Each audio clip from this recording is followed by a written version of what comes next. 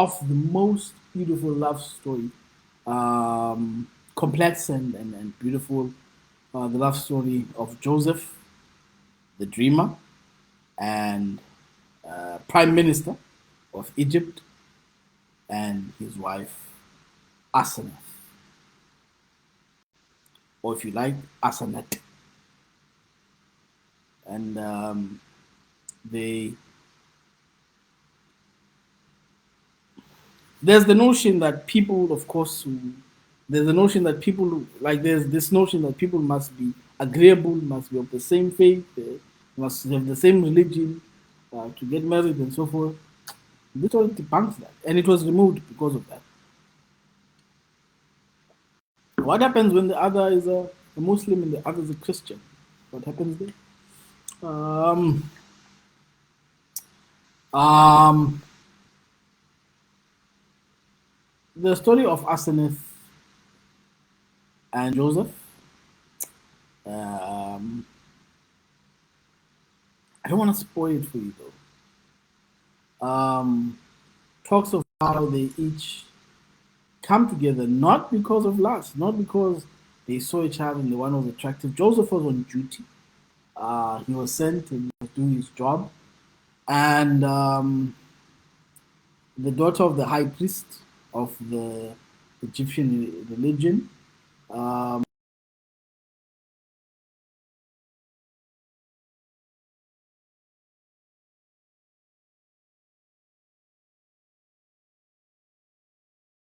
the position of the female rather than the male being the pursuer. Does that suit your narrative? Females being pursuer. Okay, so she pursues him based on the vision and the direction she has been given by the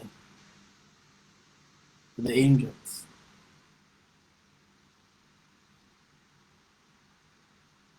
How did you meet? Who instigated your relationship? Then? But in any case, so how did you meet? And from there, for Joseph of well, the same is confirmed, and they each battle finding each other until, of course, Joseph is initiated both into her religion and faith, and she into his, and they find God. They find God uh, beyond religious uh, title and classification. They find God and they find each other because they are both following God. That message could not be kept there because if, when the Jews went into exile, they had to ensure that they keep themselves away from idolatry.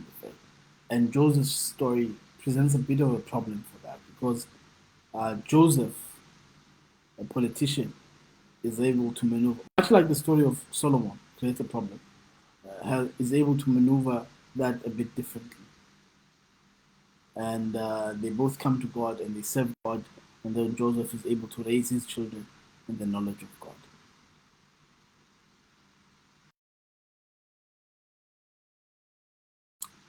And it is a beautiful love story about prayer and how it is a love story of how love evolves from faith rather than how love evolves from lust. I mean, the common narrative is about how love evolves from lust, uh, the attraction of the flesh. But this one is about how love grows and evolves from faith. The fidelity they show each to God draws them to each other, not how the other looks or how beautiful the one is.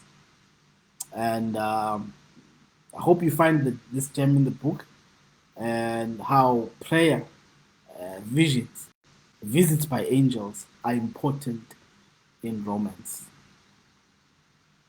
May the Lord bless you as you entangle yourself in the great pages, words of this particular book and life story of Joseph.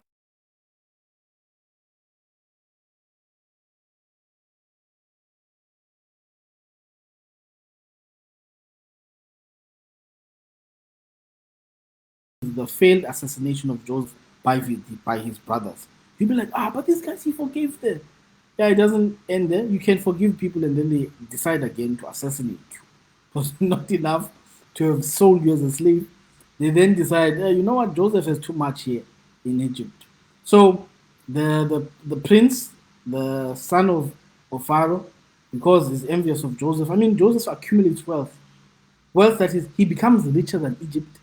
Joseph has more armies than the army of Egypt, and he has more property.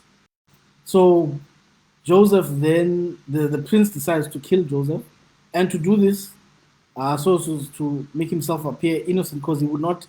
Joseph is connected in Egypt. He's not just a Hebrew. He's not an idiot. It's not one of those people you assassinate and you think you're gonna live well. So the prince then talks to Dan and to Gad, and he says to them, "Come here, gentlemen, kill your brother." But then Joseph is saved by Benjamin and Levi. You find that. Come on. Uh, so it's a beautiful book.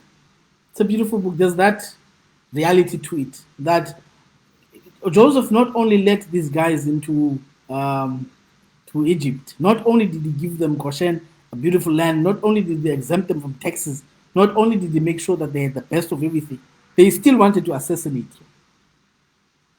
Imagine. It doesn't end with the forgiveness. He forgave them, and then he had to again forgive them. I'm May God bless you into the reading of this book, this love story, and how this family of his helps him to again have to deal with the politics, not only of the nation, but with his brothers and family who seem to him very ungrateful. May the Lord bless you and keep you safe and give you wisdom as you find these gems in the book of Joseph. What do you do when they consistently keep betraying you? Jesus says, keep forgiving them. Amen.